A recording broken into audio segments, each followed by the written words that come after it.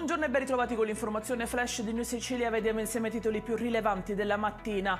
Accolto il ricorso presentato da un gruppo di migranti a cui nell'agosto del 2018 l'ex ministro dell'Interno Matteo Salvini impedì di sbarcare dalla nave Diciotti della Guardia Costiera. Il governo italiano è stato condannato per il trattenimento dei profughi, dovrà risarcirli per i danni non patrimoniali derivanti dalla privazione della libertà.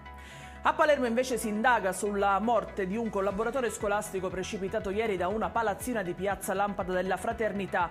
La vittima, Salvatore Palazzotto, di 63 anni, lavorava in un istituto scolastico delle vicinanze del luogo della tragedia. Restano ancora da chiarire le circostanze che hanno portato alla sua caduta.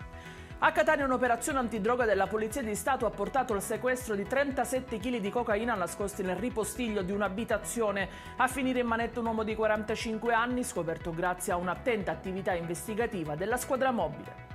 Questione Pfizer. A Catania alcuni sindacati di categoria hanno annunciato un sit-in di protesta per giovedì 13 marzo alle 9:30 davanti allo stabilimento della zona industriale. I rappresentanti dei lavoratori chiedono un confronto chiaro e diretto con la società e col prefetto Librizzi. L'obiettivo è favorire un dialogo costruttivo tra le parti. In crescita il numero di donne siciliane elette al Parlamento, così come quello delle candidate di altre regioni ma elette in Sicilia. In calo invece la rappresentanza femminile, quanto emerge da un volume curato dalla Biblioteca dell'Ars che sarà presentato l'8 marzo a Palermo.